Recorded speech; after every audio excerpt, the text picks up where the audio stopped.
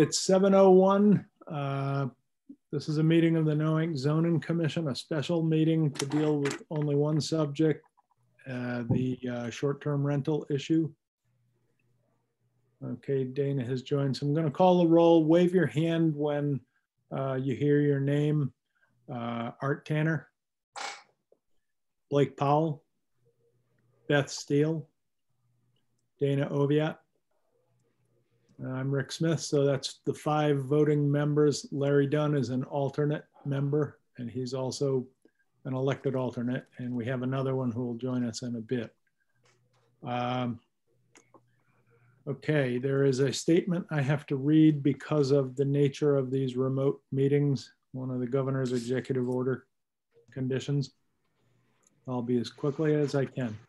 This is a meeting of the Noank Zoning Commission. It will take place through Zoom remote meeting technology. My name is Rick Smith. I'm chairman of the commission. The host of the Zoom meeting is Larry Dunn, an alternate zoning commission member. Participants in this meeting will be the commission members, elected alternate staff, and the commission's council. It's a business meeting of the commission. There is no public comment. Anyone speaking should speak their names prior to speaking each time they speak. Participants who would like to comment on an item or share a screen item should indicate by raising your hand in front of the screen so we can see it. After being acknowledged, the participant will have the opportunity to speak after being called upon by the chairman. Participants may need to mute their microphones if there's a lot of feedback. Procedurally, to offer a motion or second a motion, commissioners should physically raise their hand and be acknowledged. The vote on a motion, commissioners will be either called upon individually or it'll be a show of hands in front of the screen. Members of the public who have logged on or called in will be observing the meeting, but there will be no public comment. All participants must identify themselves before speaking each time they speak. Members of the public can submit comments by writing to the commission after the meeting for consideration on any item discussed. If you're on the email free in Noank, you would mail your comments, email them to nfdzoning@gmail.com. Finally, a recording of tonight's meeting will be posted on the Town of Groton's website within 7 days of the meeting. So that's that. Okay, as I said, the agenda is solely the short-term rental issue. What I would like to do is go through the draft concepts document and make decisions by motion. This time we had this a week ago to look at as a draft, and we talked about it at our last meeting 2 weeks ago. I identified at the end of the regular meeting the points where you needed to look at critically. So, and one thing I did in this current draft is I replaced in there the statement of purpose that we had approved back in June. So that's in there as the first main page. And then we get to definitions. So let me just run down them quickly. 4 and 5, we don't have anything in here at this time that segregates measures by hosted versus non-hosted rentals. I've just left these in here as placeholders in the event we change our mind on something and decide to have a different measure for hosted versus non-hosted.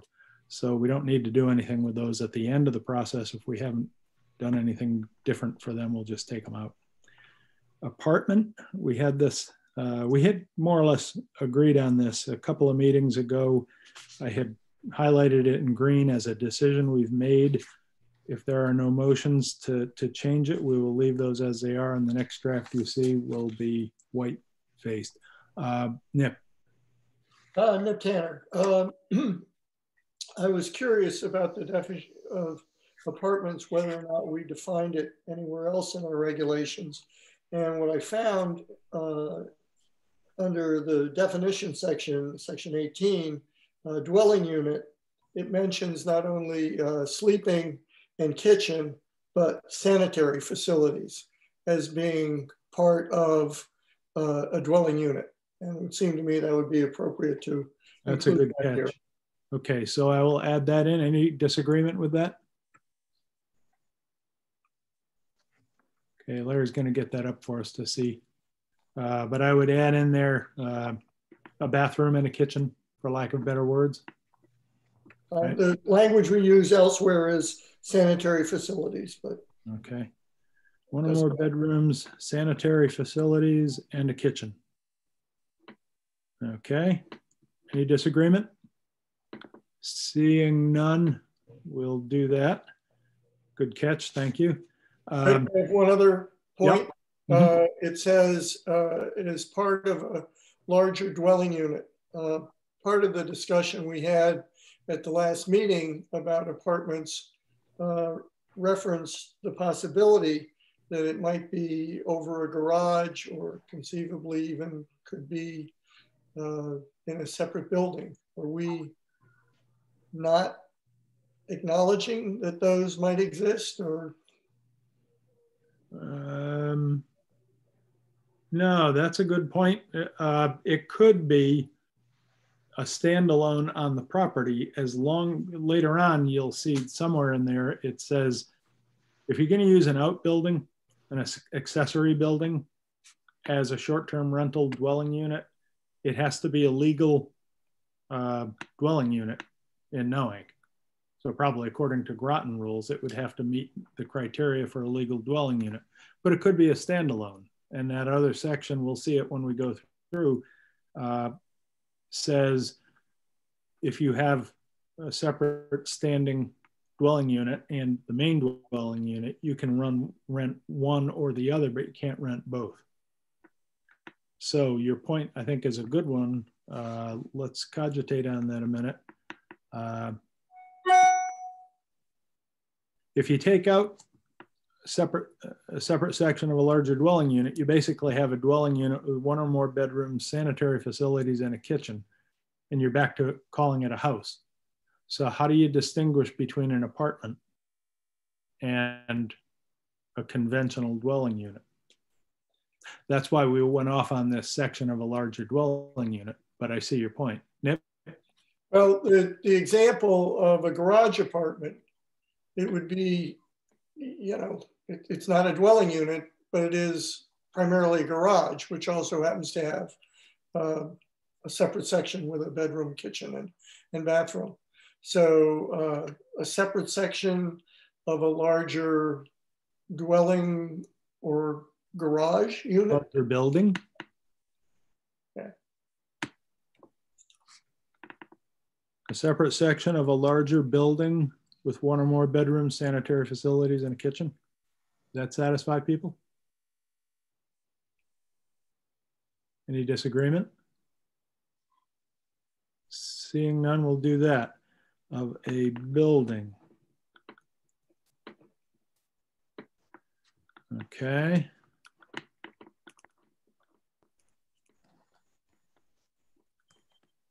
All right, good. Next page, right in the middle of the page is an option here. Recall the discussion we had a couple of weeks ago about this whole permit transfer prohibited except, and we started with family transfers and then we broadened it and then we thought about arms length transaction. The option here, which came about in the context of the discussion, is unless the property has been transferred for no financial consideration. Anybody want to advocate for one or the other of those and give us a reason? Beth? Beth Steele. I would just advocate for option 2A. I just don't like the way 2 reads, and I don't have any better reasoning than that. Okay. Nip? I agree with Beth. This is Nip Tanner. And in section C.2.A, we use the same language. Yes. But with a parenthetical explanation of examples. Yep. And I think it would be helpful to include that here also. Okay, use the parenthetical on page 5, on page 4. Everybody agree with that? Okay.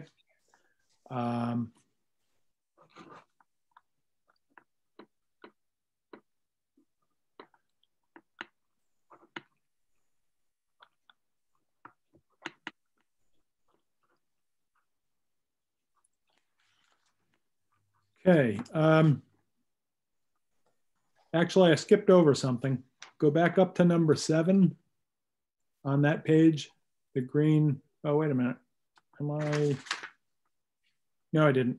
No, I got behind myself. Down at the bottom of that page, simple word change, but the difference between may and shall legally has implications. So I wanted to be sure you saw what I did there. This gives us the option of monitoring through an app-based monitoring thing, but it doesn't require us to. Any disagreement with that, Nip? Yeah, why? I mean, my concern here is that we have expressed in various ways concerns about how active our zoning enforcement officer is. And, I think there's been expressions that we would like him to be more active than he may have been in the past. And it seems to me if it's May, we kind of lose control over whether or not this is going to happen. Well, the commission could always tell him we want to do this. It doesn't preclude us telling him what we want him to do. I see your point. I mean, shall is much more definitive, but let's just say 2 or 3 years down the road, we find this thing is moving along well and we don't need to pay some third party to do this. We have the discretion with the word may to choose not to do it. But I'm ambivalent on the final decision. Whatever the commission wants to do is fine. Nip? Well, the language just says that we will monitor. It doesn't require us to use commercially available. It says by any means practicable. If we decided it was overkill. Mm-hmm. Yep. Shall be monitored. All right. Any disagreement with leaving it as shall based on that? Blake? Yeah, Blake Powell. No, I agree with what Nip's saying, but I think you can leave it right there. I don't think you need to add to including commercially based stuff. I mean, that's a administrative decision that the board can make separate from what needs to be in these regulations. Well, okay, anybody else? Okay, I would urge that we put it in there because that's the likely way we're going to have to monitor things like a rental per period, number of days per year. We won't have the wherewithal to do that. So some way we're going to have to do it. So saying including the use of commercial available internet-based monitoring applications just kind of indicates that's where we're leaning now. But again, when you say by any means practical, you may find a different means and it won't include that. I would lean in towards letting the public know how we think we're going to do this. But as all things, what 3 of you want to do, if it's different than me, I think that's great. Larry? Yeah, I think leaving it in gives you the option, doesn't require you to do it. And my suggestion would be is once we get this released to the attorney for review, then my suggestion would be is to also test the requirements against one or several monitoring companies to see if in fact they can do all the things in the document. I was going to bring that up at the end, but I think there's a test there that says what's practical and reasonable or not. And there was a question earlier in our discussions, can we measure this or can we measure that? So I think in the course of our due diligence, we should verify, yes, that term can be measured, not signing up, not making any decisions, just can it or can it not be to for input, to the commission. Okay. Others?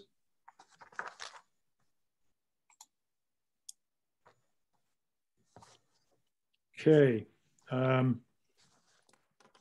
In or out? Let's have a motion. Let's have a consensus. I will propose we leave it in. Is there any disagreement? Okay, let's leave it in for now. Next one, the green language at liability. This is something we've decided just to see if you like the language. This is the hold the district harmless, indemnify the district and its officers and staff. Legal fees if the district prevails, paid by a short-term rental operator. John may have a different take on that, and his advice would be very influential on something like this. So I think that's where we were the last time when we talked this through. Leave it in, see what he says. Any disagreement with that? Seeing none, we'll do that. Waiting period. This again has that, this is the meat of the issue on arm's length or financial consideration. And we agreed on the 2 pages back, option 2A here is consistent with what we did on the other one. So I would say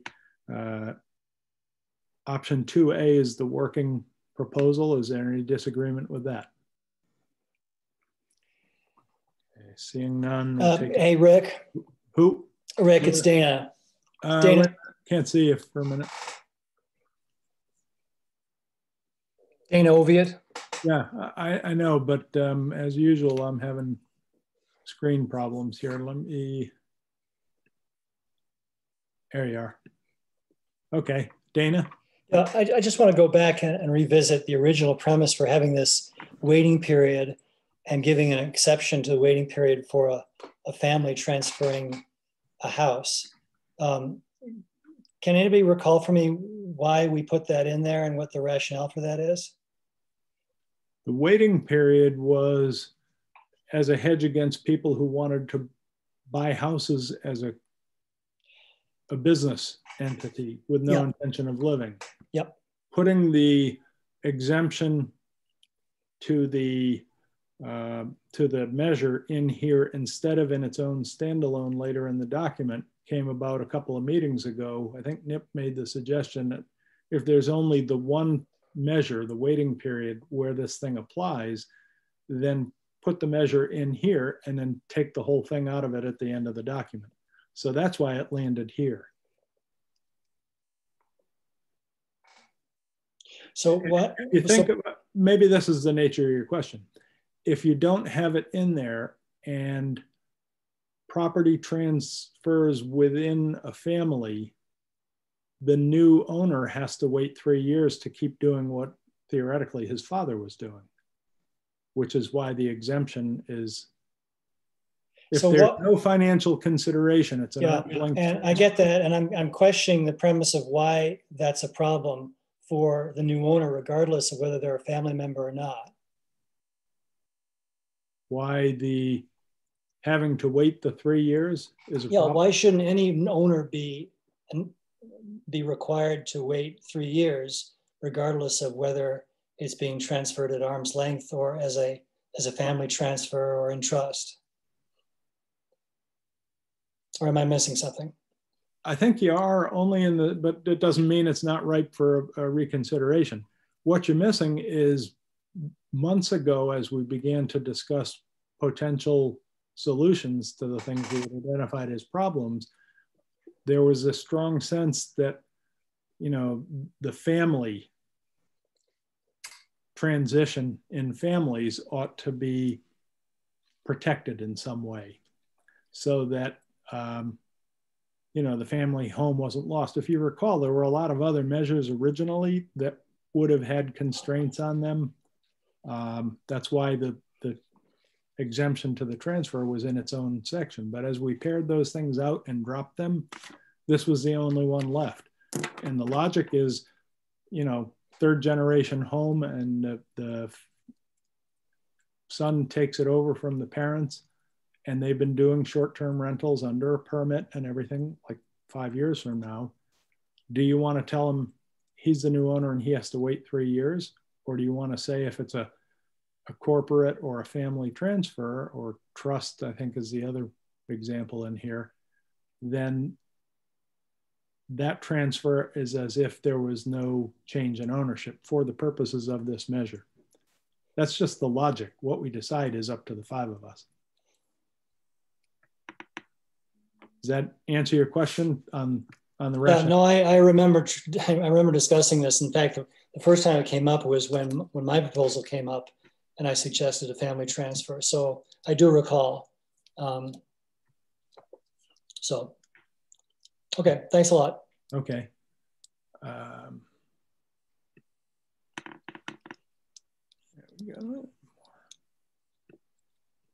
Let me just do my. All right. Okay. Well, so we've decided that. Okay. Limit on excessively unruly behavior. That was just a definitional thing to make it clear what we were talking about. So I added excessively and I added the quiet hours, but the fundamental of that sentence doesn't change. I thought I saw that Lynn joined and I did not. I'm going to identify her because she's an elected alternate. Lynn Marshall has joined. She's an elected alternate zoning commissioner. And Lynn,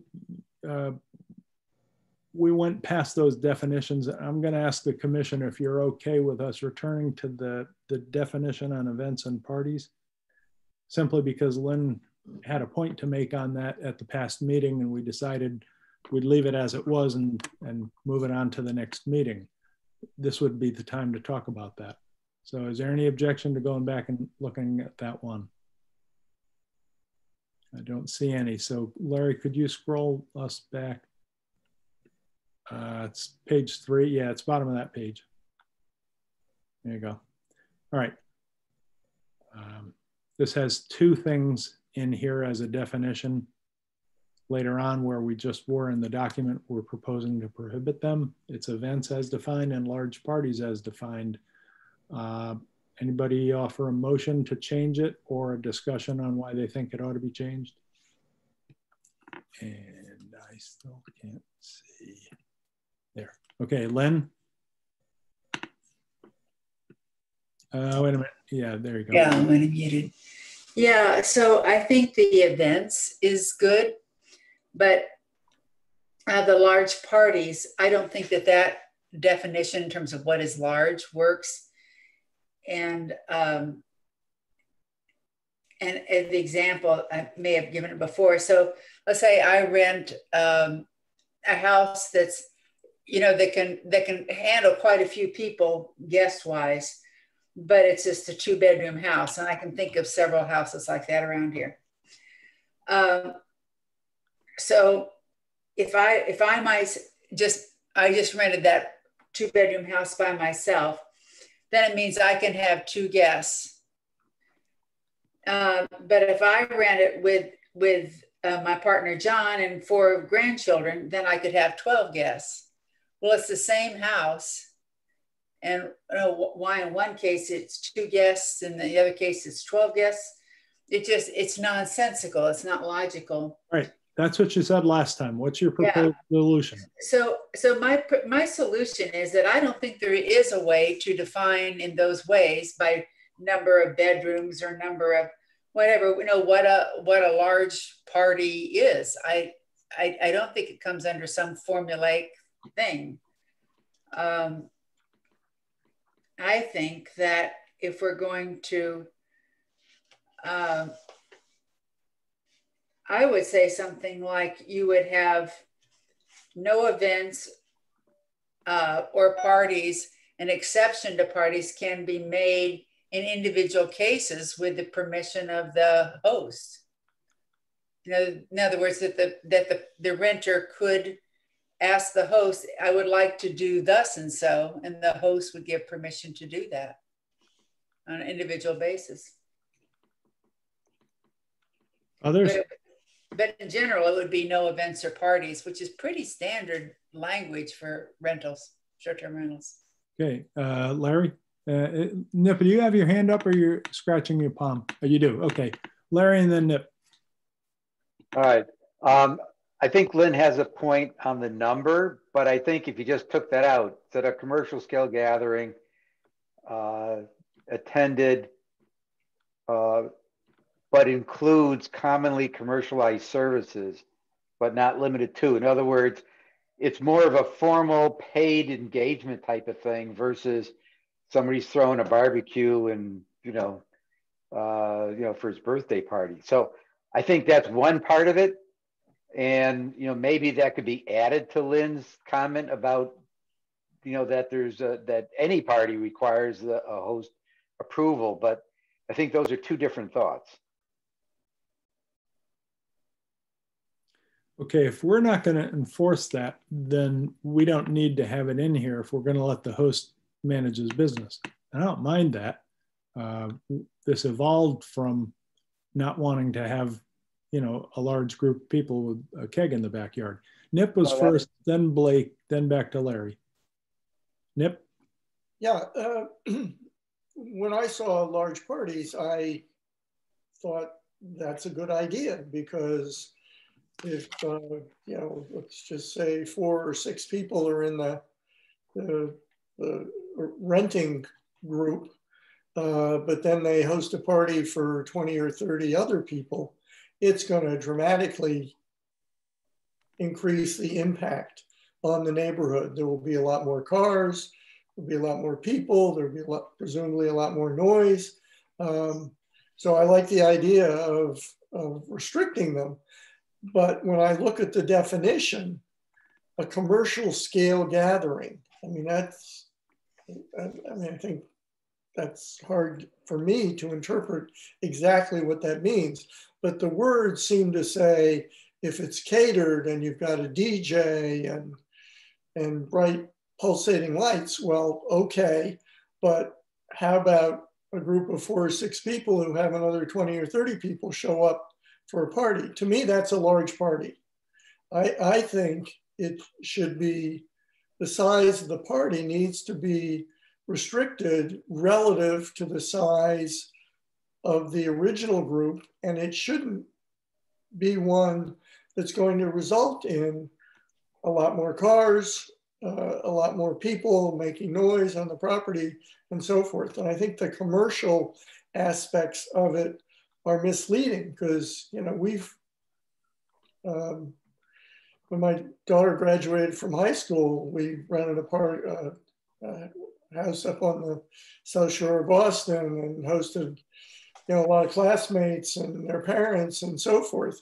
And it wasn't commercial, but it was big. It can be big without being commercial.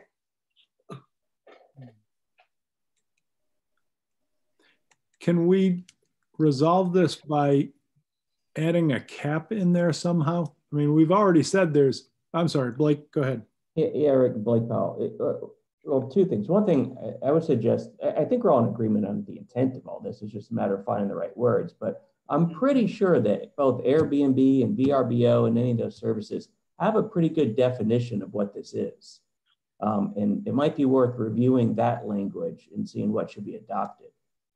The other point I'd add too is stuff like having a whole lot of people show up. I mean, still, it's my view, unless you're telling me it's different here, but the number of parking spots that's in your permit is all that you get. And that includes any guests that you have coming over for a party or a large gathering.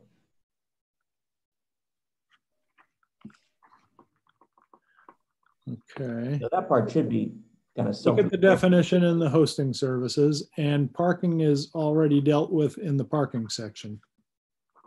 Correct? Is that shorthand? That's my view, yeah. Okay. Any disagreement with that? I mean, it takes a little more research, but we'll look it up. Larry, you're next, but let's see if people agree with that concept first. Okay, Larry, you want to comment? You're mute, or you're muted. Okay, I just looked it up. The definition from Airbnb of a party is 16 people. How many? 16. 16. It doesn't say anything about number of people, how many bedrooms or anything. There's just a number.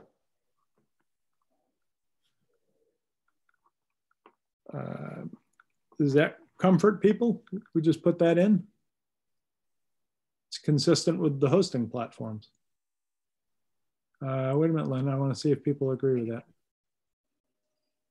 All right, Nip had his hand first and then Lynn. Yeah, I think that it's not realistic to say that somebody's going to have a party and that the parking spaces that we identified in granting the permit are going to be adequate for all the people coming to a party. But it will be a violation of our parking rules if it congests the streets and somebody drives by and takes pictures and offers a complaint. And then we have a process for dealing with that. So, you know, none of these things are ever going to be foolproof. If that's our intention, we should state that the attendance of the party is only supported by the number of parking spaces that were identified as part of the original permit.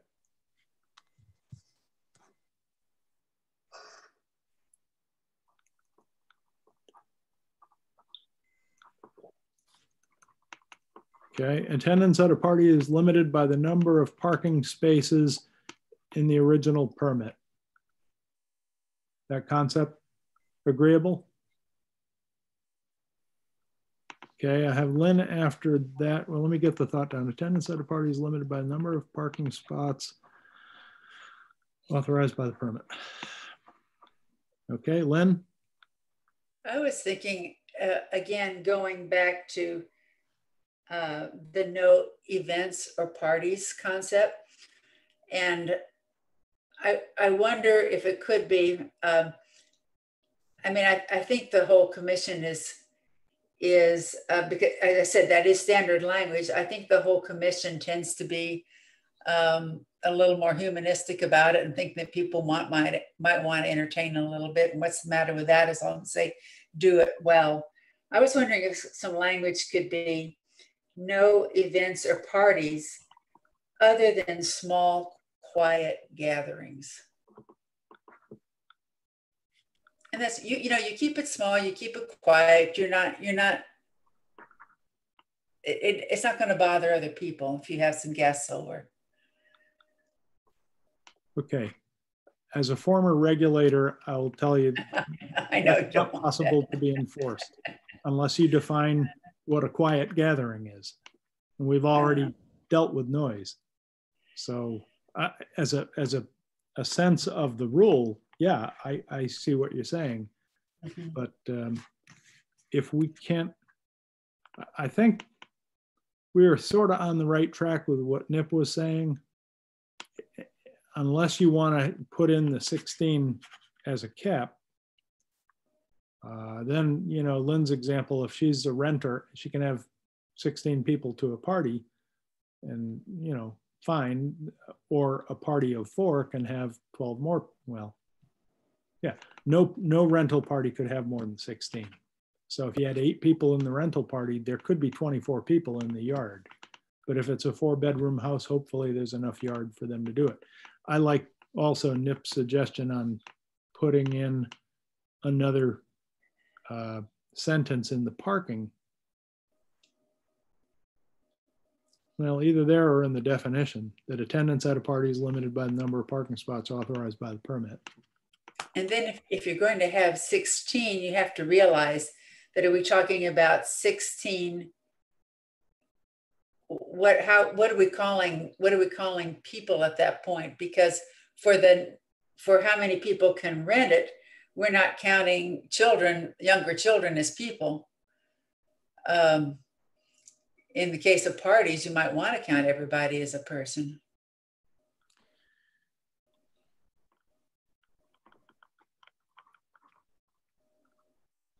I'm tempted to say Homo sapiens, but that would be trite of me. I see your point. I mean, yeah. Before, somewhere in here, we've said you can't be a renter unless you're 25. And I think back when we were talking about the whole bedroom issue, didn't we have 12? 12 or 13, something like that isn't the age, which they count under that one. Okay. Well, this one obviously going to need some more redrafting, but let's see. Define person as let's say 12 or older, and I'll put it in quotes and see how the drafting looks. And we can look at it again and, you know, at the tail end of next week's, 2 weeks from now meeting. I'm wondering if you have 16 people, if you wouldn't want all ages to count on that one.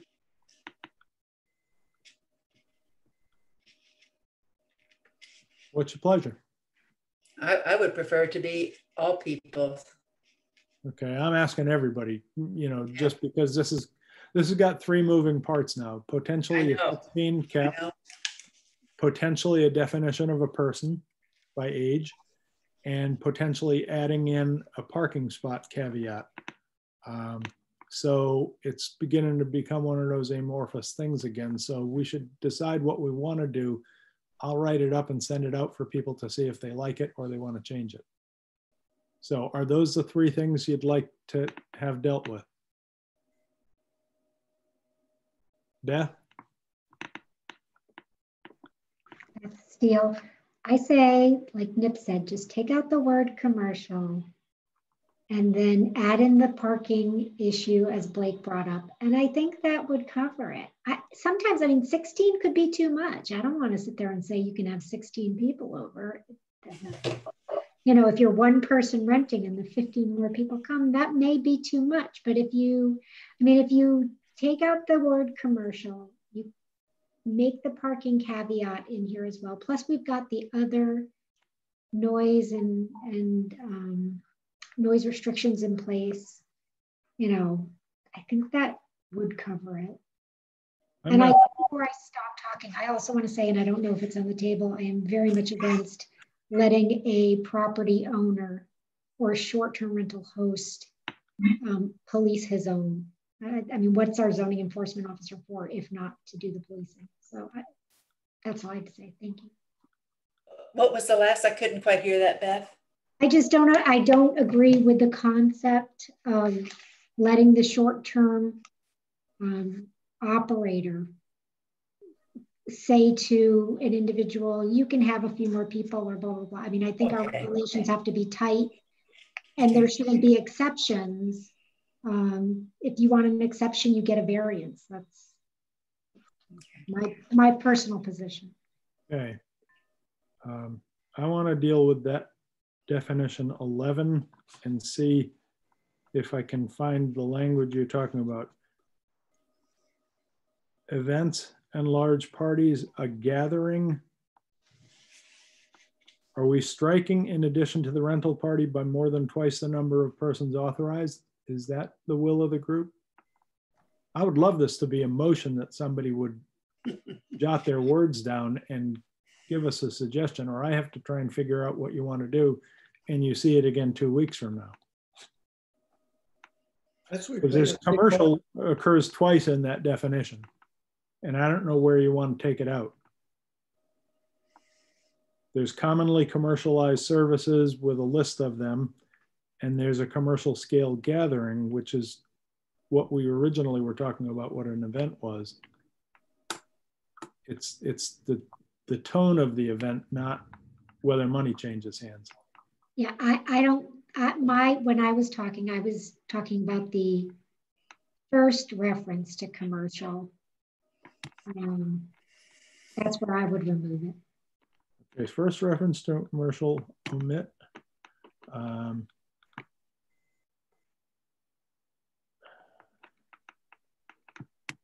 Okay.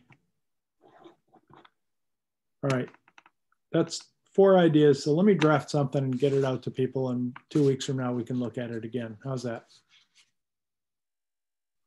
Okay, no disagreement, 2 thumbs up. I always like thumbs up, so we'll do that. All right, we were back to page 6. I'm going to skip past something that we'll have to come back to. So,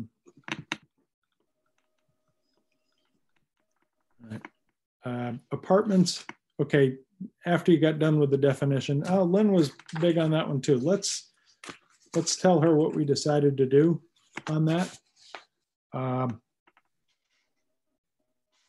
page 3, right above the events we were talking about, we changed it from a separate section of a larger dwelling unit to be a separate section of a building with one or more bedrooms, sanitary facilities, and a kitchen. To be consistent with the definition of dwelling unit that exists in the current regs now. I'm sorry, I don't know where you are. Page 3, right where we were at events and large parties in the definitions. The one right above it, apartment.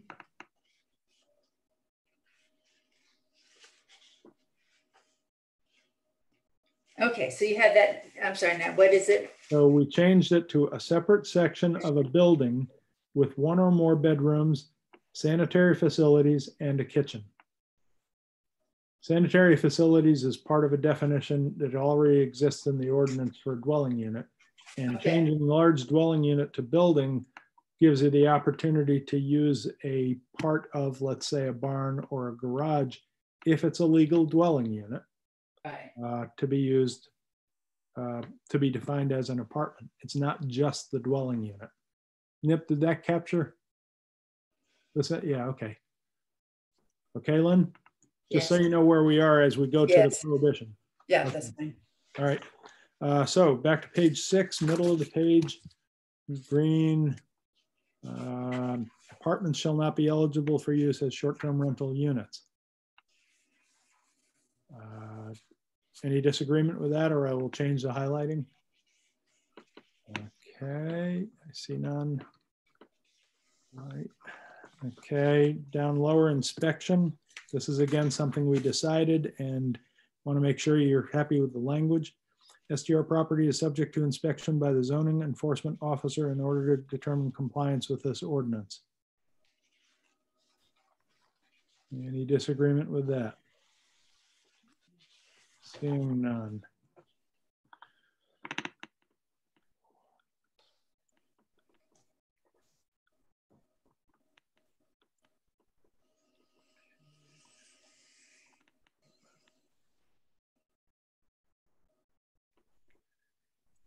All right. I'm suggesting these as clarifications to the words that have been there forever in number 16. Last time Lynn asked, what does posted mean? Do you have to nail it to a wall, or does it have to be readily available? And we said, of course, readily available is fine. It could be a loose leaf notebook. But then I got thinking about it and said, well, let's change the words now if that's a question in people's minds. So I would suggest the first line, first sentence, all information, an information packet shall be provided to short-term renters and shall be conspicuously available in the common area of the STR and so forth. Any disagreement with that? Lynn, okay. Good. In B, I'm suggesting we say shall instead of will in the second line. In other words, this is the information they have to give to the renters and we want to make sure they do it, so shall. Next page, top of the page is just, this is how we had decided it when we were deciding to put this in part of the proposal. You had wanted C and D to be rearranged and put together because there were similar terms. So no word changes there other than a reorganization. Down below number 17 is the audit provision, the last sentence of number 17. Where, Blake? Yep. Yeah, Blake, so just backing up here. So D, one more time. What are we saying? A statement prohibiting loud music? This is the information to the renters. Oh. It's an instruction for them, a statement that loud music, loud noises, including loud conversation, smoke, or noxious odors are prohibited between 9 and 9. Okay. Okay, back down to 17, the last sentence.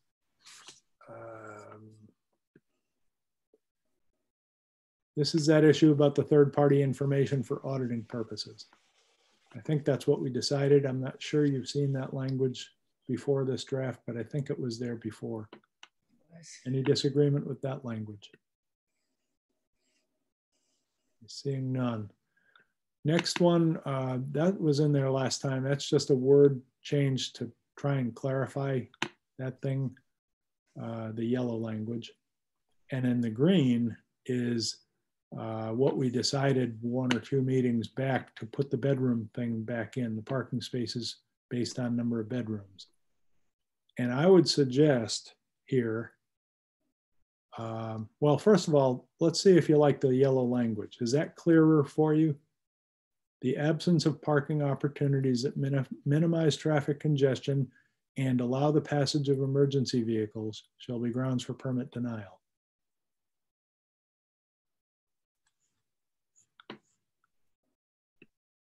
Nip? Nip Tanner. I think it's a little cumbersome to have both B and C. And I'd like to advocate that we just have one subparagraph here and combine the two. And logically, I think the higher constraint is the spaces per bedroom, and that we require the operator to show the number of parking spaces on the application consistent with the rule, 1 space per bedroom, blah, blah, blah. And that the zoning enforcement officer then reviews that information and makes a determination about either the number of bedrooms that are going to be allowed to be rented or whether there's going to be a permit at all. So move C up to be the new B and make B into C? Is it a real? No, I would combine B and C, because the meat of B is that it's a decision of the zoning enforcement officer. And presumably part of his decision is going to be based on the number of parking spaces per bedroom. So that should be, to me, logically, that should be stated before explaining the wide-ranging authority that we're giving the zoning enforcement officer. Okay, anybody else? This never says in here. Lynn Marshall. I'm sorry. This doesn't ever say in here that there could be, so, I mean, this according to the way this thing reads right now, this has all got to be off-street parking. That's the way it reads. That's what was decided at the last meeting. Yeah. If that's the case, then why do you need more than A and I guess that the second sentence of B, I'm not sure what, because if it's off-street parking, what does that got to do with it?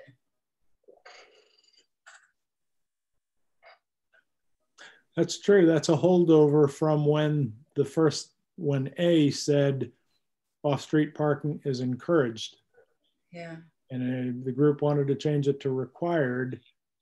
If they can only park off the street, then the sentence in the sole discretion probably isn't necessary. Everybody agree with that? Because there should be no parking opportunities that create traffic congestion or prohibit the passage of emergency vehicles. Any disagreement with striking that sentence? Before we get back to Nip's suggestion, because that's a little more convoluted. So we would strike the sentence in the sole discretion. Disagreement? Seeing none. Okay. I'd like to comment on what Nip was saying since I understand it a little better. Let me just finish this thought in B. Okay. I would advocate, frankly, for leaving B and C separate, but I would take out the second sentence of C because it's redundant with D if you look at the top of the next page. The next page says it in more detail, but it's the same concept. If the owner's family is there, then the parking spaces for the renters are in addition. The reason I like B and C separate, although I agree with Nip, the bedroom thing ought to be up above the application part. I would reorder it to be A as it stands, a new B, the one sentence in there, spaces per bedroom, that one first sentence. A new C would be the D, the spaces in addition to the owners, and then talk about the application. Yes. And you almost don't need that anymore. If they're going to be off-street parking, maybe you really don't even need the ZEO. You don't need to have it on the application. I suspect you'd want to. You want to know if they're going to be parking in, you know, well, I don't know. I'm going to let somebody else. Nip has been strong on appropriate parking, so maybe that's enough to seed him with an idea that he might want to comment on. I'm ambivalent on it. Nip and then Blake. I think you were just a little quicker, Nip. Nip Tanner. Rick, I like your idea of you know, simplifying what's in B and then C after it. I think it would be helpful to then in C to state to the extent that the parking requirement limits the number of bedrooms that can be rented below the number of bedrooms that are in the dwelling, that number of bedrooms shall be the number permitted.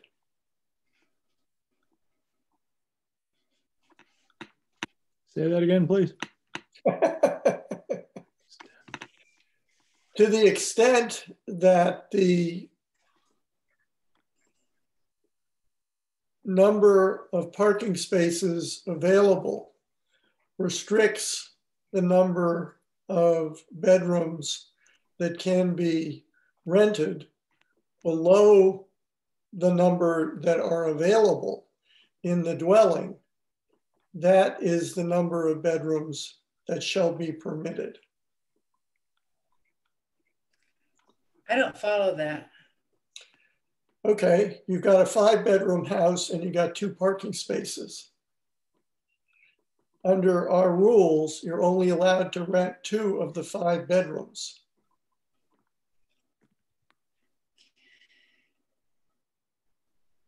Okay, you can't really, you know, if it's a whole house rental, you can't really say how many bedrooms people are going to wander into unless you have bolts on the doors. But you could have it be determined the maximum number of people adults that could reside there. That's getting more complicated, but. What's your pleasure, all? I can draft that language in if everybody thinks the sound of it sounds right. I have to the extent that the number of parking spaces restricts the number of bedrooms that can be rented below the number available, that shall be the number of bedrooms allowed. That's what it sounds like. Once you see it in writing, it may move you differently, but do you like the sound of that? I think no. Blake, go ahead. I understand the intent, but how do you deal with the situation where one car arrives with parents and 2 kids and they're going to use 3 bedrooms, but there's only 1 parking spot? Shouldn't it all be just fine? Yeah, exactly. Say that again. If the number of parking spots is limited to 1, let's just say in a particular property, I think what Nip's suggesting is they should only be allowed 1 bedroom, unless I'm misinterpreting Nip. But realistically, in many cases, you know, that rental party could be made up of the parents and 2 kids that would be using 3 bedrooms. Mm-hmm. They're still only using 1 parking spot. I don't see that as a big problem. Yeah. So basically the language I just read would prevent them from using more than 1 bedroom because they only had 1 parking spot. Right. Yeah, but it could be a family of 4 or 5. Right. Yep. Got a solution for that? I don't. I think that's a valid point. The flip side of it, which is my concern, is it's a 5-bedroom house. They have 2 parking spaces. They end up renting it to 5 couples. Right. And they all show up with their own cars. How do we prevent that from ending up with 3 extra cars on the street? Well, by the time it complies, that part I find logically easier than the other part. The part that's easy is if they're parking on the street, they're violating the short-term rental permit that they signed. And eventually, through whatever enforcement measures we use, we get back at the owner. And ultimately, if you don't resolve it, you pull his permit because people are parking on the street and they're not supposed to. That part logically, I'm not saying how easy that would be to do, but logically I can draw a circle around how you would do it. The other part though, that I thought you were getting at is you said before that we don't want people parking all over the yard in the grass, making mud. It detracts from the neighborhood when it starts to get ugly with cars congested on the property because there's not enough driveway space or whatever. I thought that's what you were getting at with that language. And I'm trying to mull that over because if they're off the street, theoretically, we shouldn't care. They're not causing congestion and they're not impeding vehicles. But it does look like a used car lot. So now I don't know which one of those 2 examples you were concerned with. Thank you for bringing up the other one. I agree. I think they're both a problem. As I think Bill Mulholland pointed out in his comments, that if you allow parking on the property in excess of real parking spaces over the course of the summer, you're going to end up destroying the lawns. Not going to look good.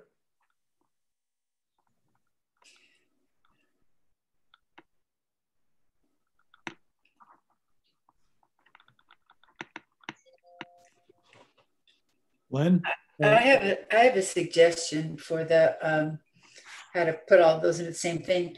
When you look at the maximum number of people that can occupy a house, it can be based on the number of bedrooms or the number of parking spaces available, whichever is less. So you can figure it either way.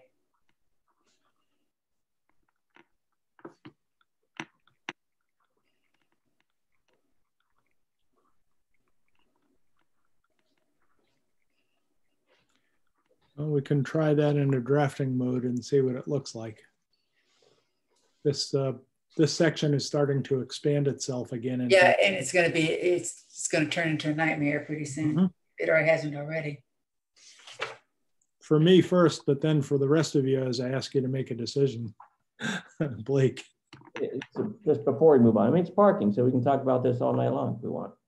But the reason I raised my hand originally was so this paragraph C. So can you just explain to me the last sentence of it? Yeah. C, and then paragraph D. What can you? The last sentence I had proposed we strike. Okay, so that's because it is redundant with D. Correct? Huh? It's redundant with D. Right. Okay. That's what I wanted to ask. Yeah. So I would strike that second sentence in C. I'm going to reorder them how we had talked about too. I didn't see any disagreement with that, but that sentence would go out. Okay, that needs drafting in for you to look at all of it. So I'll try and make some sense out of this.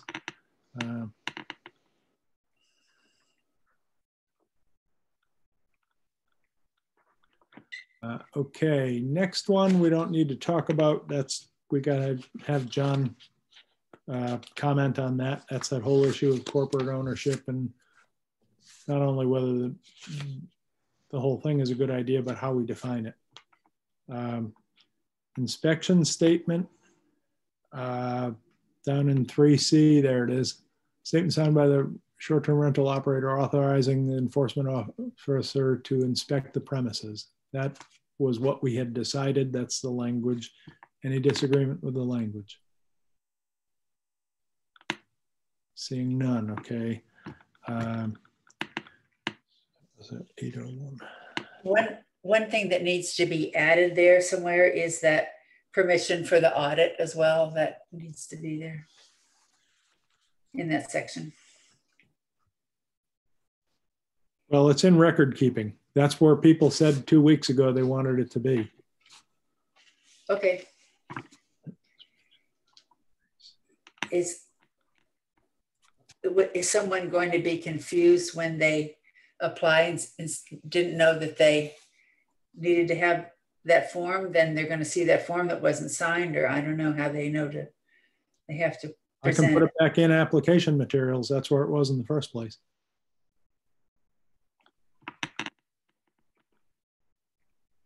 Okay with everybody? I put it back in application materials.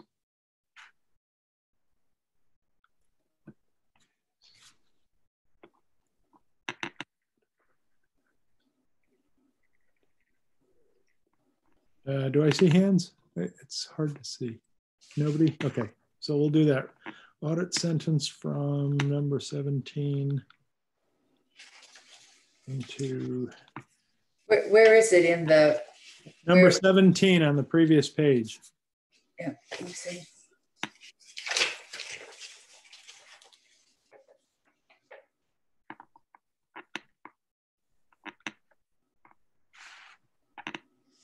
I think number 17 describes the record keeping that you're going to have, and this says you authorize it, but in the next section, it just says you've got to fill out the form saying that you do. And it could be inspection statements because they're both types of inspections.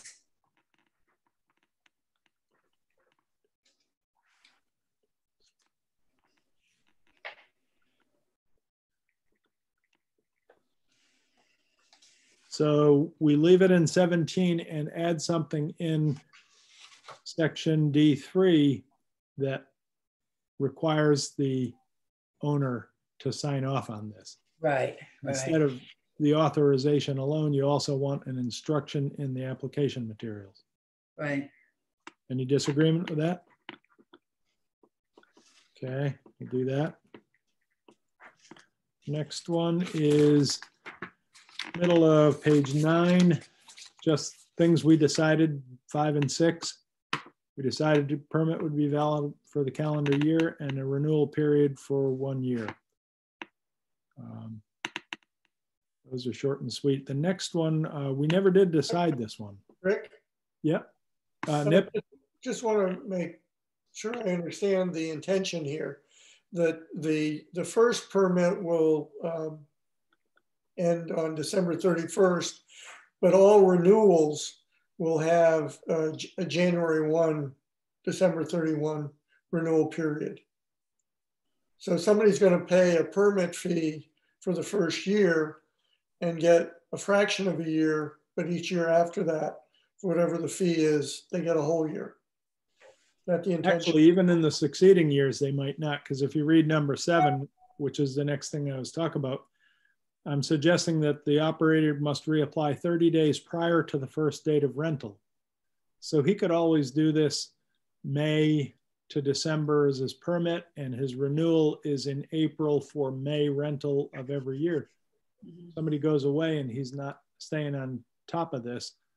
I thought it was better for the operator to just remember that before he does a rental, 30 days before, he's got to get himself renewed. but he doesn't have to remember to do it on January 1st when, you know, he may be thinking about other things. Okay, but it's a 1-year renewal when he gets it.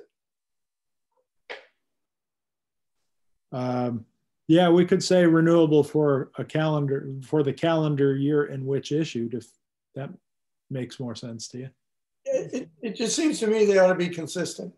Yeah. Either make the initial one for a year or the renewals for a year. Well, if you remember, we had talked about, do we want to do 365 days, which means wherever the first one starts, that's hard to keep track of mentally. So we decided on calendar year and number 5. I could just use that same language, renewable for same language. Mm-hmm.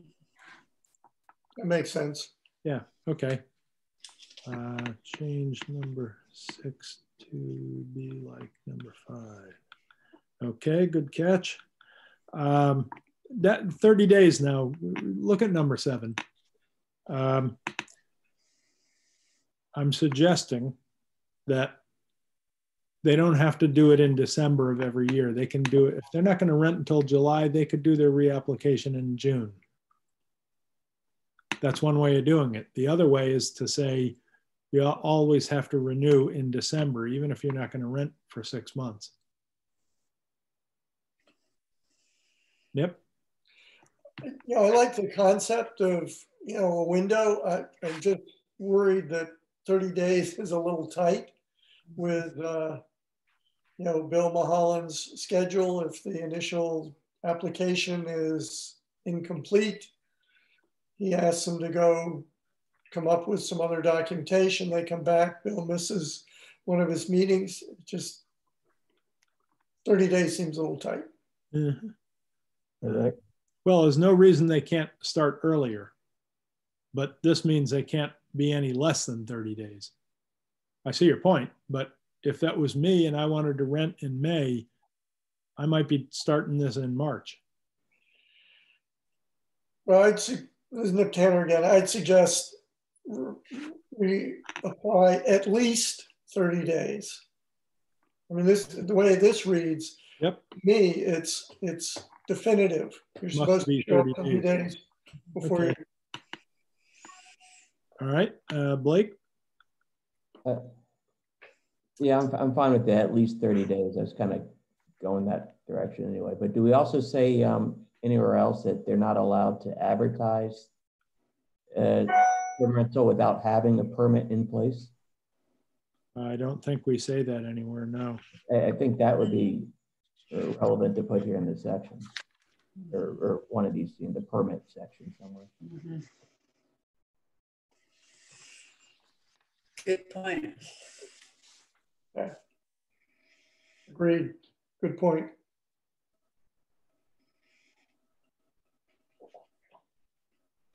The 30 days is kind of, it's not as big a deal. I mean, they got to have the permit in place, and then that's really all that matters.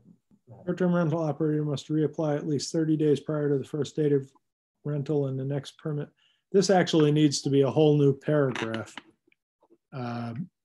You cannot rent, you cannot advertise. Well, are we going to tell them they can't advertise unless they have gotten a permit?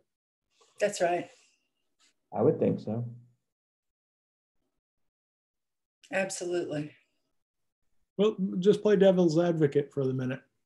Can we tell somebody what they can do with their ad if they're not actually putting warm bodies in the building? How far do we extend our authority into what they do with their business? Why not?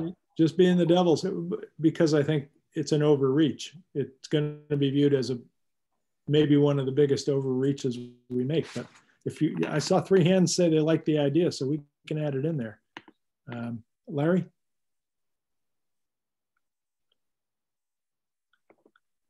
Larry? There we go. I'm sorry, I had to get it off mute. Okay. No, I think you're right. I think it could be an overreach.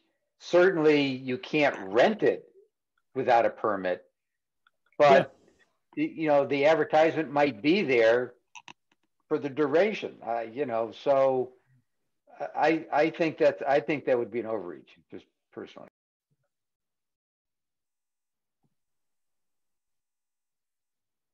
I saw 3 hands real and nods, really people liking the idea. So I'm loath to argue to take it out. This may be one we put in there and have John tell us, you want to do what? Or he might say, yeah, you're on strong foundation to do that. Nip? I agree. Put it in and see what he says. I agree. Is that what you're saying? Put it in and see what he says? Yep. Okay. Lynn? And I don't remember whether we have something in there now saying that all advertisements have to have the permit number. I think we have that in there. That's what I was looking for, that section before, because I know we've gone over this thing a number of times, but I couldn't find it right off the top of my head. Well, not going to find it now. Since it's your issue, you look for it and email me and I'll add it in if it's not in there, but I think it's in there somewhere. Okay. So we were at the at least, and I have to add some language.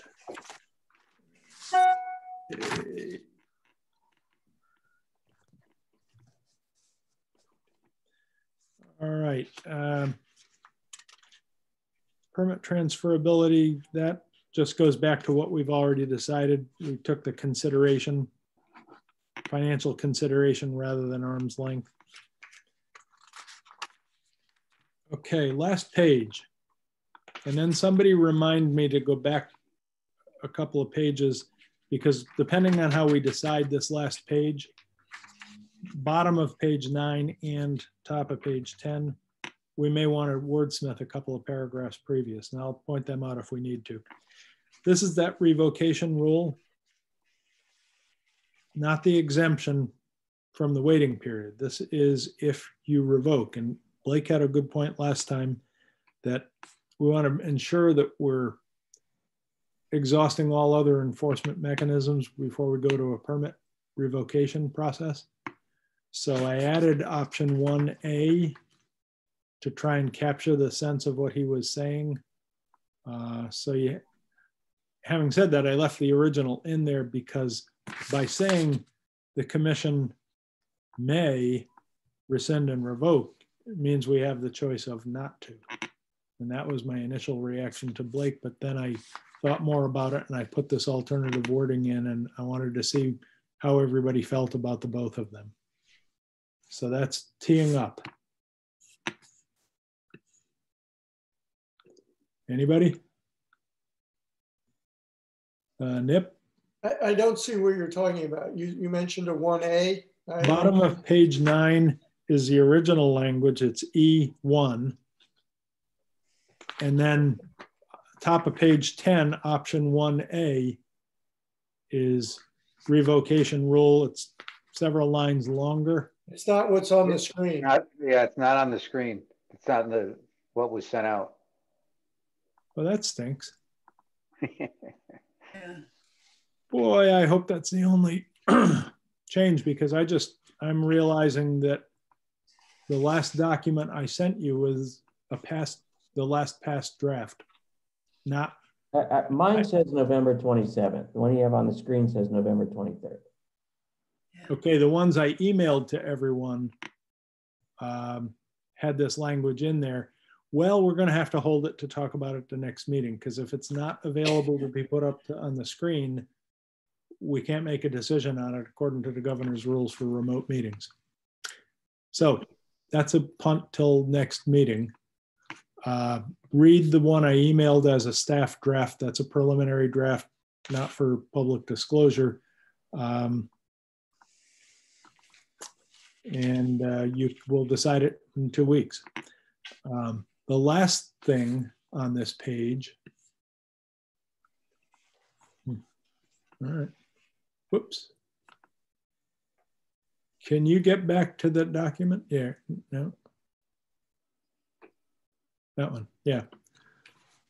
This is, I left this in as bold-faced yellow because last meeting we only had about 20 minutes and I just teed it up and gave you the opportunity to think about it. leave all of what we just talked about aside for the moment because it's not able to be decided tonight. This is simply the part of it that says if you go to a revocation process, the first permit revocation is for a year.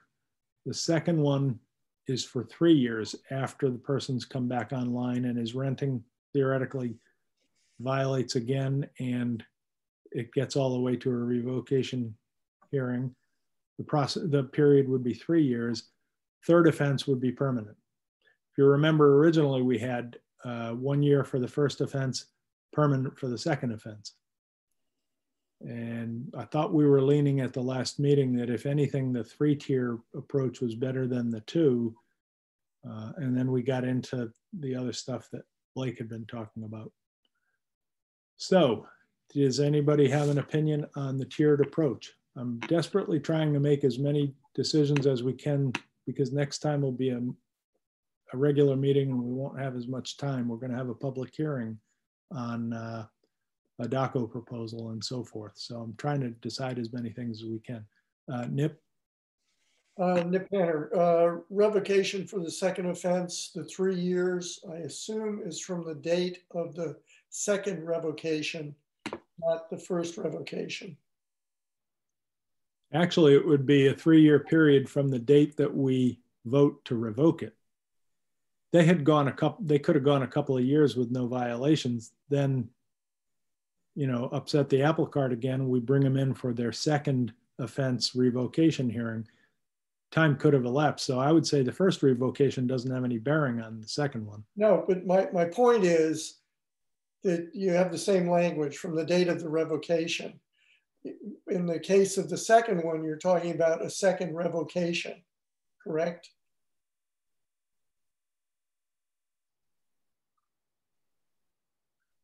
From the date of the second revocation? Is that your point? Yes. Yeah. Okay. Everybody agree with that? Is that your hand, Larry, or no? No. Okay. From the date of the second revocation in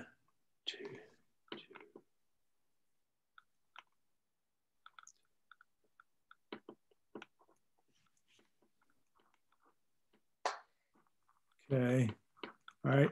No disagreement with that. All right. And then do the same thing. Well, the third one is permanently prohibited, so it's not relevant. All right.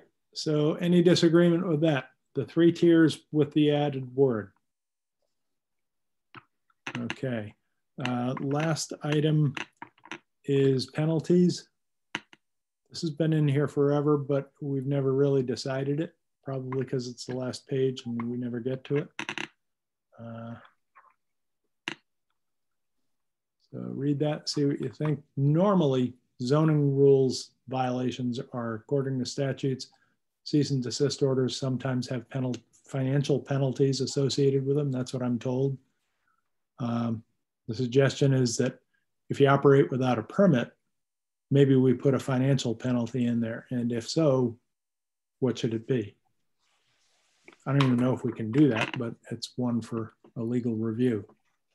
So anybody have a suggestion on that?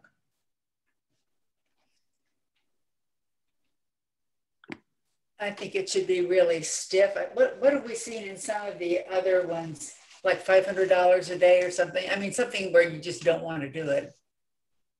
We don't have any financial penalties in here now.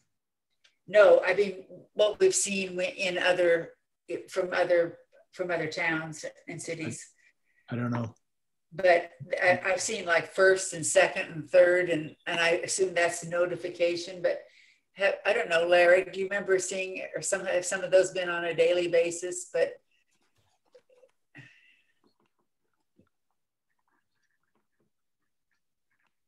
yeah, they've been on an escalation basis and a per daily basis. And I agree that it really needs to be stiff, because if I'm making $100 a day in profit, right? I mean, you can't give them a $50 fine. He goes, what the heck? So it does need to be stiff. Or you could say, you know, you do it with a time basis that says any violation, you know, then all of a sudden you can't apply for a permit. Well, no, you still need the monetary penalty. Because he could just keep doing it. Well, we do or we don't. I mean, if you don't have that yellow highlighted language in there, then the cease and desist orders apply. So if you're doing it without a permit, Bill issues a C&D, and if the person doesn't comply, then there's a financial penalty of some sort. And I'm just those take years in experience around here. But yeah, Larry Dunn, when you look at the statutes, they're small dollar numbers. It's $30, $50. I mean, they're not really stiff penalties. I think that was the reason we had, and other ordinances have that in there, because your normal statutory provisions are pretty small. So for this, add a hefty fee. I would urge that we not add a variable one that has to be computed or measured against a progression of events. I mean, if you want to make it a hefty penalty, make it a hefty penalty, and thereby you encourage people to not violate that provision because it costs too much to be caught at it. So $500, $1,000, I don't know. Larry? Yeah, Larry. Yeah, so I'm okay with that. So you're saying like $1,000 per incident. So every time he rents, he has a rental. I mean, if he's there renting for 3 days, that's one incident. But he has 2 different rentals, then that's 2 incidents, right? So, and those are easily trackable. So that would make sense to make it easy to calculate.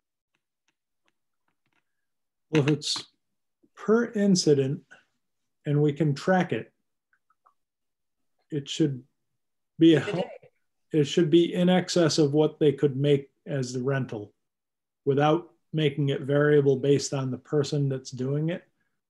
If routinely they're going to make $100 a night, then make it 300, 500, whatever, because you're going to levy the thing 4 times if they rent without a permit 4 times, and then they'll get the message because they're up to $2,000, if we can even do that. So it's one of those things, let's put it in there, and we just need to pick a number. Yep. Yeah, I believe we have some properties that are renting for well in excess of $100 a night. So I like both Lynn and Larry's recommendation that it be stiff, but yeah, we probably need to look at what the maximum rentals that have existed in Noank are and make it, you know, at least equal to that and maybe more. I know of a couple that have been like $1,000 a night. Right. So if they're running it for a week for $5,000 and our penalty is $500, it's inconsequential. Suggestions?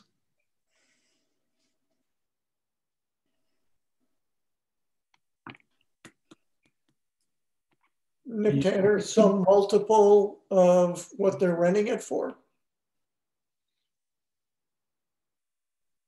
5 times their nightly rental.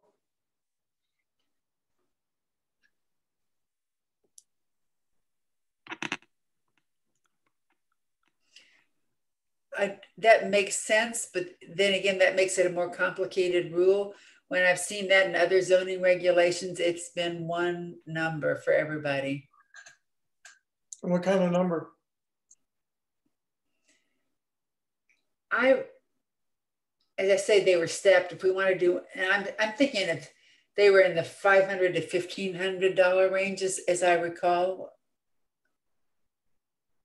Yeah, Larry, I recall it was above $500. It was $500 or $1,000. I mean, it was reasonably, it was noticeable. I spoke a moment ago about not making this variable or where you had to compute it, but I'm rethinking that only because it sounds like some people rent for $100 a night couple rent for $1,000 a night, you're never going to find a fee that's satisfactory to everybody. But we do know what fee they advertise because it's out there on the internet. So you could say 3 times or 5 times the advertised nightly rental for the owner's property. You know what that number is because he's advertised it. And that way, the small house with the $100 a night, they're not hammered by a $3,000 fine. And the big guy doesn't get a pass because we set it at $500 and he makes $1,000 a night. So the variability, because there's so much variability in the rental rates, maybe it's a good idea to do it that way. Again, this is one that I'll be sure John is all over to make sure legally we can do it and there's no obstacle. And then, you know, he can perhaps tell us a little better sense of what other places in Connecticut do. So for purposes of the discussion, you want to say 3 times the advertised rate for the property? Yep. I like 5. 5 times the advertised rental rate for the property. Everybody okay with that? Okay, seeing no disagreement, we'll do that. All right, that concludes the document with the one misstep that we'll have to go back at again. And it's only 8, not even 8:30.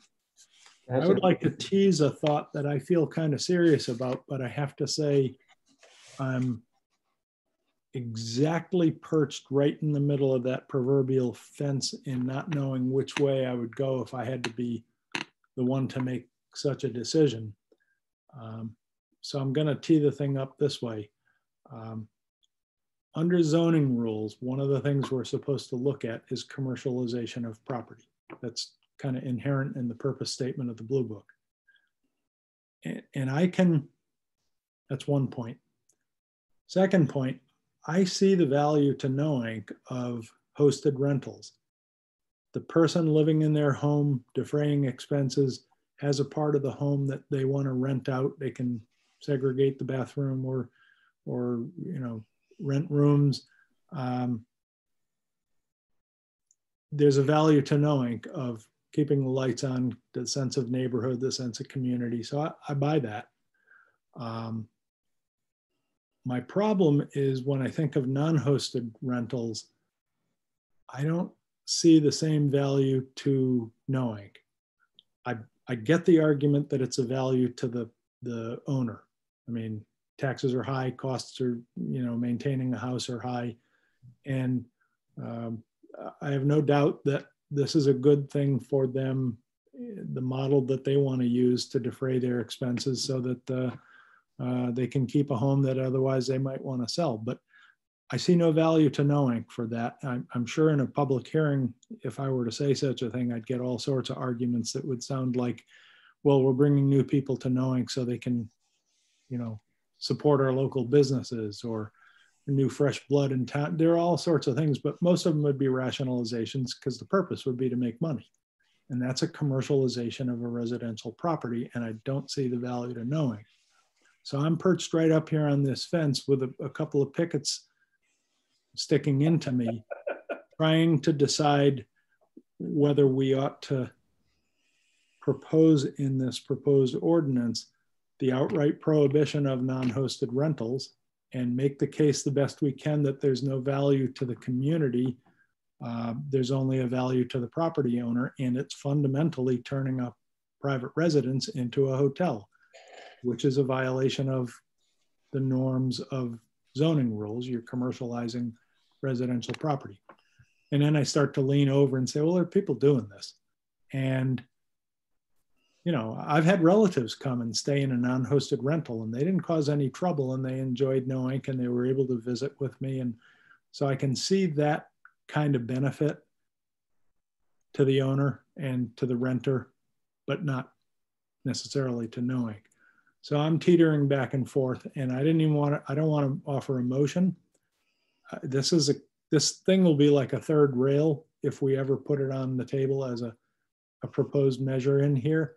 So we ought to go in with our eyes open and have some healthy debate, which I hope starts now, and decide on it at some later date.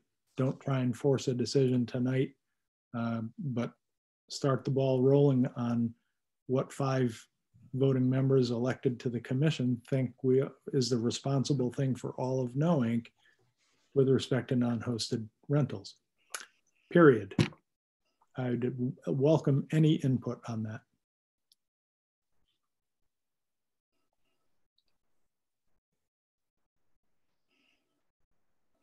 And it's appropriate to be pensive and think about it and take it up as a debatable point at a future meeting. We don't even have to debate it tonight if you're not comfortable saying things on it. But I didn't feel comfortable not saying anything because of where I am in my mindset. And Nip? Nip Tanner. Rick, I'd like to thank you for the thought you've put into this and for teeing it up for discussion. I think that's I view that as a positive step that we're going to talk about that. As I have stated from the very beginning, the biggest concern that I have about all of this is preserving the residential character in the village. And I think, I still feel very strongly that the most important way to do that is to limit the number of permits. But the majority to this date has not accepted that point of view. I will acknowledge that when it comes to a point of approving regulations to send to a public hearing and even talking about the regulations at a public hearing absent limitations, I will not be supporting the regulations. I like a lot of the details, but I view the lack of restriction on the number of permits as a fatal flaw. However, having said that, the point that you've just raised, Rick, I think hosted rentals will be less damaging to the residential character of the village. And so if that were to be a decision of the majority to only allow hosted rentals, I still wouldn't like the lack of limits on the number of permits, but I would view that as an improvement. Okay, others? Lynn? Well, it is that trade-off, that's been discussed. And Rick, I think you articulated it very, very well of why you would want only hosted rentals. And it's a continuum between that and allowing people to do whatever they want with their property, whomever the owner is. And so you go from in the continuum along those lines is, going from the hosted rental to something like saying, well, it has to be your primary residence, to saying there's no restriction on what kind of owner you are at all. And, they're valid arguments on either end of it.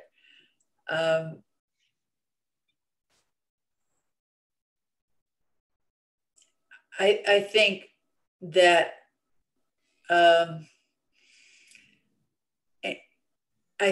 restricting the amount of activity, which I think the current regulations do pretty well, helps a lot with it can be any owner whatsoever. But in order to really keep the integrity of the neighborhood and everything, having the hosted rentals is obviously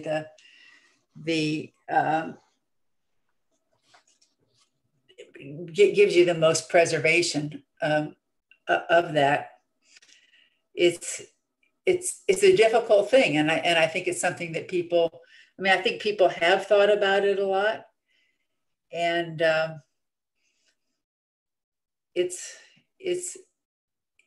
it's good to bring it up again, I guess, now that we've gone through all these regulations and have seen how they fall out. And of course, we don't know yet what exactly the ultimate effect would be of any of these. We're anticipating and trying to guess what it would be. Okay, thanks. Others?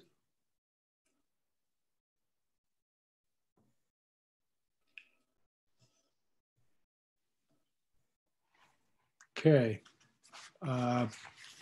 Two other things that we need to talk about.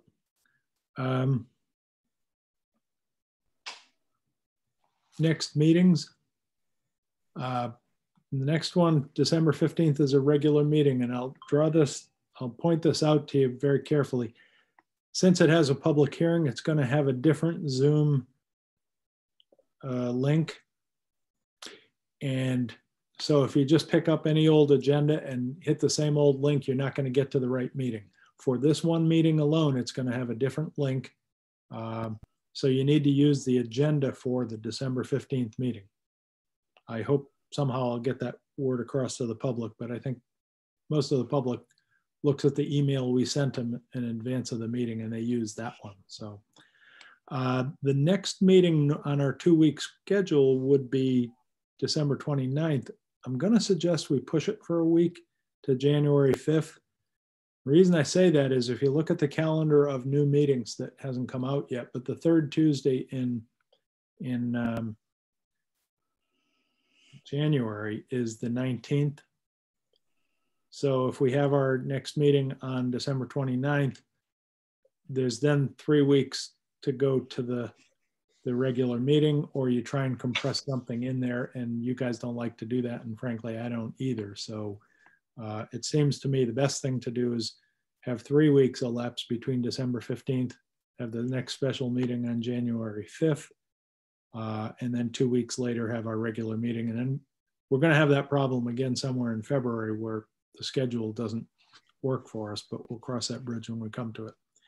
So anybody object to the idea of December 15th regular meeting, January 5th special, January 19th regular? Okay, do that. Next thing, this is another one we don't have to decide tonight, but I want to get us thinking about,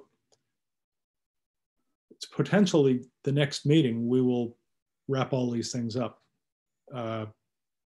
between now and maybe January 5th if we don't do it 2 weeks from now.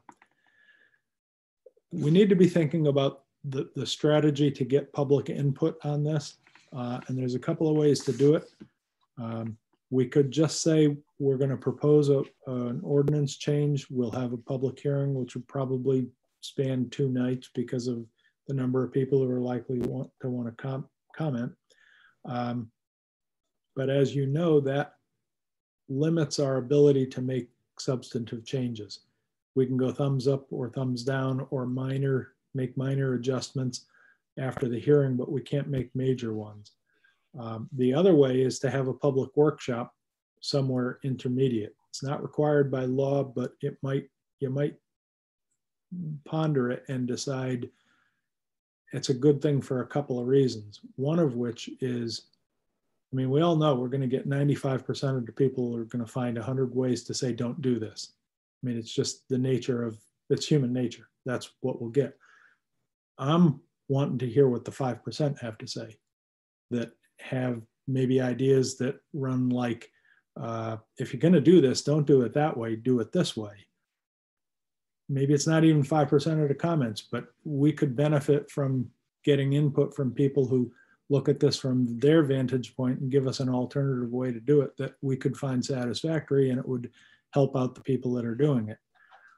That's the value of a public input workshop. There are no sideboards on it. There are no constraints like the public hearing in the formal rulemaking process, which constrains us. So we could do one or the other of those and just need to think about it, and we can decide it off in the future. Somewhere after either let's say we do a workshop and we've gotten John's review, because over 2 weeks to 4 weeks from now, we're going to want to send this out to John and get his input. It might take him a month or more to research things. I've given him a heads up on how it seemed to be shaping up, and he hasn't said there's any poison pills in here that he can see, but there are things he wants to research further and look into more carefully than he was doing at that time, because I said, you know, everything could change. So I didn't put him off on any big task other than to kind of keep him up to speed on where it looked like we were going. So we're going to get his input sometime in January, maybe. Then maybe we have a public workshop, and then we have a redrafting period. Once we propose an ordinance, there's a clock. Nip is aware of this because he ran the one admirably for Fords. When that clock starts, we're restricted just like the public is. There's a series of mileposts, time limits, 65 days here, 35 days there, that we have to meet just like everybody else. So we don't want to start that process before we're sure of ourselves, but once we do it, we have to hew to the timeline. And then that will include a formal public hearing, then our deliberation process, then a decision. So this is shaping out to be something over the next 6 months with, you know, a decision sometime off 4 to 6 months from now. Again, don't have to decide tonight, but I want you to be thinking about the desirability of a workshop as well as a formal hearing, because it may be to our advantage, and I'm sure the public would think it's to their advantage. So those are the two things of a structural basis that I wanted to talk to you about: schedule and public input. Period. Anybody like to comment on those? Blake? Yeah, I'm all for getting input from the public, either in a formal hearing or a workshop, but I do have some real concerns about the format of how it's done and doing it over Zoom. You know, when this whole Zoom thing first started, we even debated having any of this debate over it, but I don't know what the right answer is or how else we could do it. I certainly would rather get it done sooner than later, but I do have some real concerns about people providing meaningful input over Zoom and just being comfortable with using it, or how we interact with you know, ourselves and the public and all of that. So, okay. There are pros and cons to Zoom. Larry has actually done a couple of bigger public meetings with Zoom, and the pro from the public's point of view is they can do it from anywhere, particularly people who own a house here, but they live away. They live in California or someplace. They can participate. The other thing it gives us is this public record that's literal, you know, exactly what was said by which person. And that's a real advantage when you get into heated or nuanced conversations and you want to remember what John Doe said at 2 hours in. This gives it to you. The downside is the logistics of it is a little bit more tenuous than if we had everybody at the firehouse. So I hear what you're saying, and you're consistent because you made that same point 6-8 months ago when we were talking about this. And right now we don't have to decide how we do it, other than organizations bigger than ours have done it on heated issues. What was that school property, Larry, in Groton, where people were very upset and they did it by Zoom in April or May, and you know, it worked somehow. So it's a possibility, that's all. Nip, and then Larry. Well, I wasn't directly involved in the school thing, but my understanding was that the various parties came with specific proposals, and the need was to decide which of those proposals would be pursued. I think that's very different than, you know, trying to get public input on this 11-page, very legalistic document. You know, I think it'd be worth exploring whether or not there's an option of using a big space other than the firehouse for whether it's a workshop or a hearing, a place where, you know, although it's indoors, it's high ceiling, easily socially distanced attendance and so forth. I think I agree with Blake. I am not a fan of trying to get nuanced input and even dialogue over Zoom. Okay. Others? Oh, Larry, you were next. Yep. I think that we're going to be prohibited from any types of meetings, regardless of the size of the room, probably through March, I would guess. If we went the route of a workshop, I participated in the one you referenced, you know, actually several school debates and discussions, and I've been in many of the town council meetings, which are much more, you know, larger than this, as well as equally contentious items. So my view, after all, plus doing my own commission stuff. So, you know, my net is that I happen to think you control it better over Zoom. You mentioned you can get the recordings done to get the exact definitions, go back and review and get the notes better. If everyone uses video, I haven't had a problem with, in fact, I just did one last night. I don't have any problems with getting, you know, the quote nuances. And if we're doing a workshop, you get the input, and you could, you know, much easier to control the environment, as it turns out with Zoom, than you can in real time, in real life. So that's just my point, is that it seems to work pretty good. And, you know, I'll stop there. Okay, others? Dana? And then Beth. But practically speaking, Dana, practically speaking, what's the difference between a public hearing and a workshop? A workshop gives you a lot of latitude to make any change you want. A public hearing on a proposal, you have to decide thumbs up on the proposal, thumbs down on the proposal, withdraw it, or make some minor adjustments. But John's advice has been, you can't make major adjustments, because if you do that, somebody who came to the hearing and spoke thinking that something they didn't spoke was going to prevail, and then you change it, they want another bite of the apple, and then you have to go back through another hearing process. So you have limitations on your decision making when you're deciding based on the public hearing. But a workshop is open, free flow of ideas, because it's not statutorily mandated. So you can hear anything you want, you can say anything you want interactively, and we can come back to a meeting after the workshop and decide to do anything we want. Beth?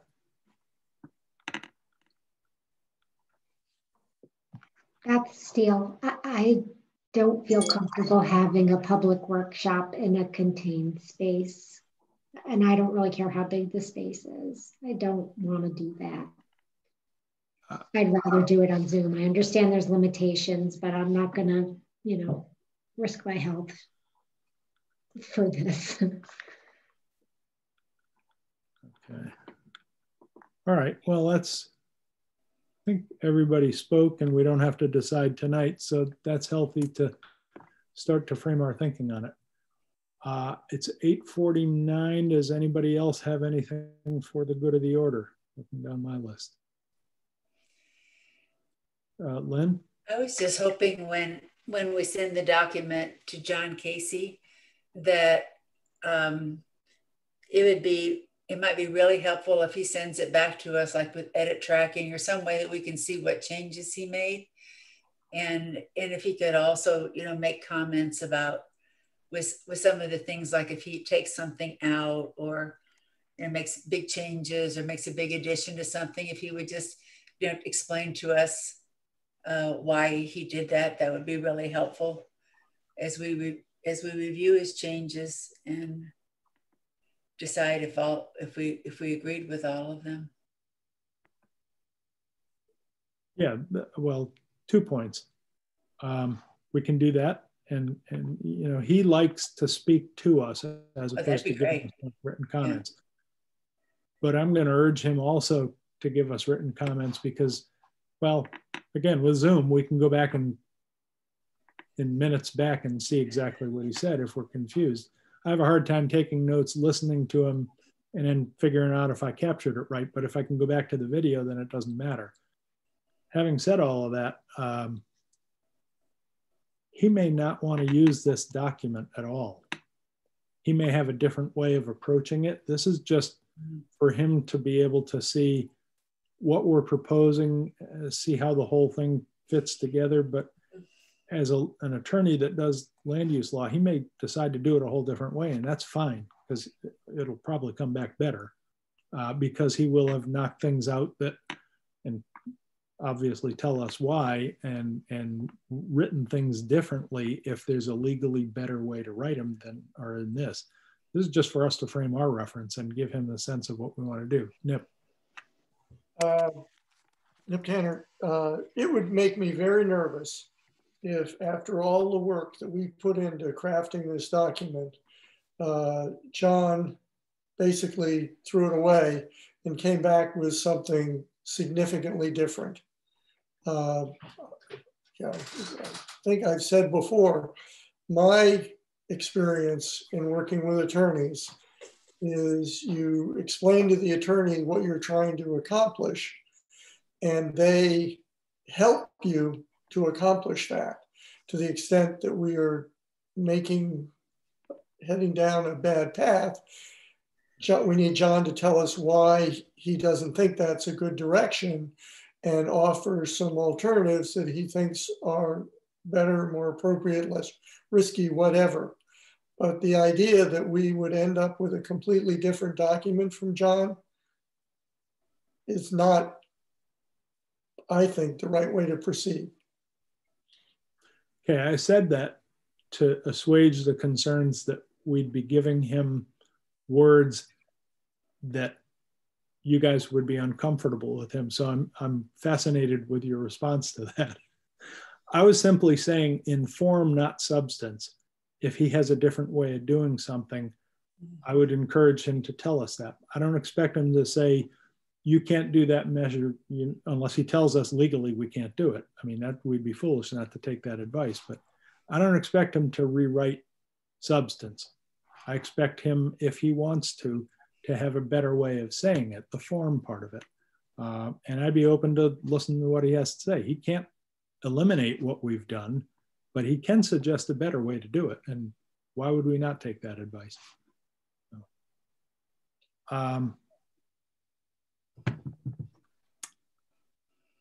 Okay. I want to make sure I got, Lynn had the one.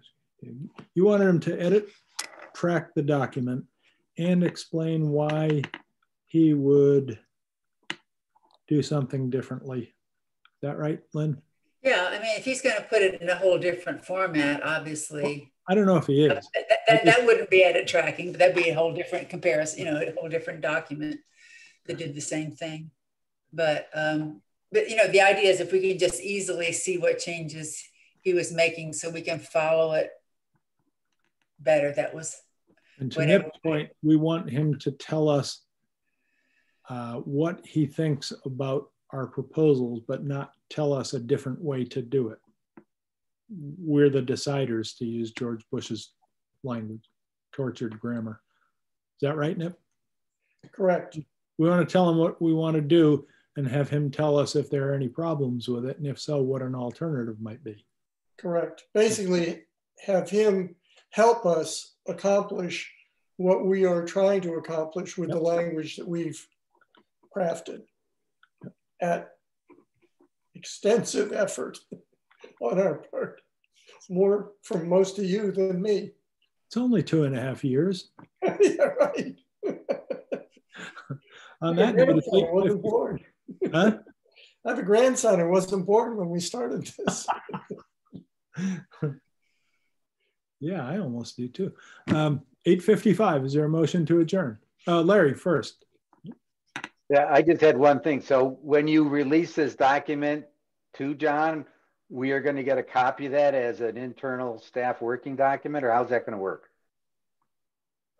Well, it's already out there. I mean, it's not going to change substantively based on tonight. And we do have to look at the permit revocation language that we can't talk about tonight. But then we're— I just meant you made some changes tonight as a result of this discussion. You're going to edit that. I'm going to make all those changes and send them to you as a staff draft. Yeah. Okay. I see your point.